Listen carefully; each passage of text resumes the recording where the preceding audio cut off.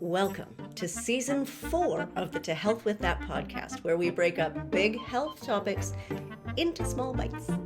I'm your host, naturopathic Dr. Amy Newsel, and this season we'll dive into something we are all familiar with: fatigue.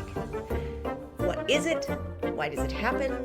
Most importantly, how can we fix it outside of this? Coffee. Also, you can enjoy the video version of this podcast on YouTube. The channel is at To Health With That. Can't wait to see you there. This week, let's talk about fatigue and depression. These two complex syndromes have a terrifyingly circular relationship, often blending seamlessly into each other, where it's difficult to tell where one ends and the other begins.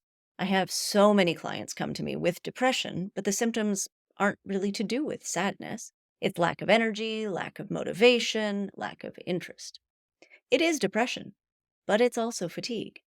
Lots of people who come in saying they're fatigued look exactly the same, and many of them report an accompanying sadness or loss of interest. Even for your doctor, it can be difficult to find the dividing, and many people are being treated for one without truly addressing the other.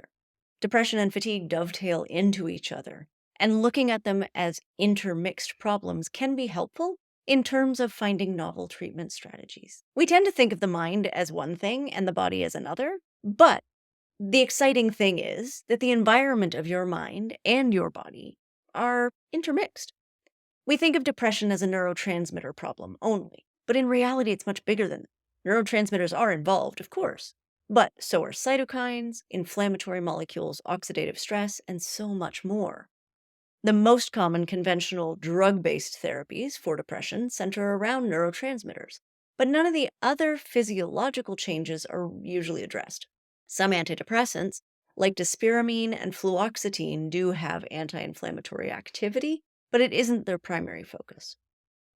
In the first episode of the season, we talked about something called sickness behavior, which is the symptoms your body generates in response to a virus, a pathogen, a big injury, that basically force you to act like a sick person and go to bed. In the context of a virus, it makes complete sense. You may have noticed, however, that depression and sickness behavior have a lot in common. Turns out, they have a lot in common on a molecular level as well. Many of the cytokines or signaling molecules that your body releases during sickness behavior are also elevated in depression, which helps account for the massive symptom overlap. Both states involve deep fatigue, listlessness, lack of interest in social activities, slower thinking, reduction of activity, reduction of exploration, even reduction of grooming, lack of enjoyment, and sleepiness. The fact that the chemistry of the two states is similar may give us new treatment targets for depression and fatigue in the future. Symptoms of depression that are not linked to these inflammatory cytokines include actual sadness, feelings of guilt or low self-esteem, and suicidal thoughts or ideation. Still, shared pathways might underpin both states. Fatigue by itself is also taxing to our mental and emotional health, possibly through the cytokines that we mentioned, but possibly also because feelings of being unable, right, for a long period of time is kind of crippling to the human psyche. It's easy to interpret your own lack of energy or lack of clear-headedness as a personal failure, to feel guilty, unworthy, or sad because of it. Sickness behavior does have the hallmark symptom of fever, which is not typically present in depression, although studies have shown randomly that those with depression are likely to have a slightly higher body temperature than those without, possibly due to those same inflammatory molecules. To make things more complicated, inflammatory cytokines have been shown to affect levels of different neurotransmitters, including serotonin and norepinephrine. To add to this, I would like to posit my own theory, which is your resting normal neurotransmitter level. So I believe, although cannot prove through research, that there is a resting normal neurotransmitter level for most people that also influences the conversation, and that gene SNPs have a profound impact on that level. For example, many people like myself with slow COMT polymorphisms could be described as terminally cheerful. Depression in this group is likely to look very different from depression in a group with fast COMT function who tends to have a lower resting neurotransmitter level and less general chirpiness. Resting normal neurotransmitter levels are part of the reason why I think so many people try antidepressants, go through an adjustment reaction, feel amazing for a few months, and then slowly sink back to where they were. The natural consequence is to keep chasing that amazing feeling with dosage changes, medication changes, and that sort of thing, but their body always seems to bring them back to their baseline. For a more detailed discussion about this theory, check out Season 1, Episode 49, or the linked blog post about neurotransmitters working as a web rather than as a tug of war. So it's all well and good to say fatigue and depression overlap significantly, blah, blah, blah. But what do we actually do about it? Well, this is still a question, and we don't 100% know the answer. But research in this area gets nested under treatment-resistant depression, which is what doctors call depression when antidepressants don't work. Some of the therapeutic strategies for this include ketamine, which has become controversial because of its misuse as a street drug, and new drug candidates that are being researched, especially those that inhibit glutamate, which is an excitatory neurotransmitter. In my own opinion, unbacked by research though it is, depression and fatigue treatments should also overlap, with some attention paid to both the inflammatory process in the body and mind, as well as to changes in the neurotransmitters. Interestingly, many of the natural substances that show good effect for depression are also extremely powerful antioxidants, which suggests that part of the reason why they're working is because of that overlap. Some of those include saffron. This is a bright yellow spice. It's been well documented for depression, but also it's an incredibly potent antioxidant like other bright yellow spices.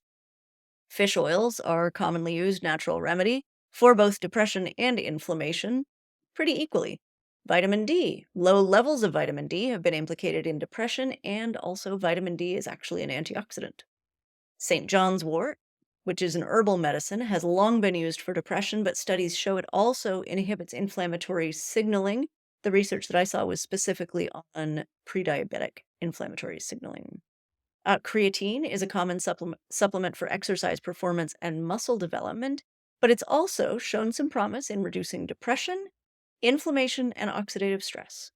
And N-acetylcysteine, or NAC. I've spoken a million times about the benefits of NAC as a precursor to glutathione, which is your master antioxidant, which therefore lowers inflammation and oxidative stress.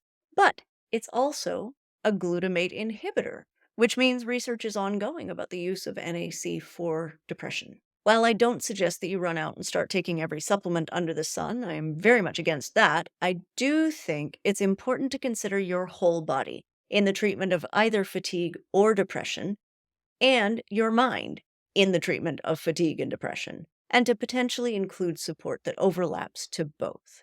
Research is also, just for interest, looking into novel drug therapies based on plant medicines and other existent drugs that don't target the more conventional neurotransmitter pathways. I do want to mention some of those therapies just because they have high potential.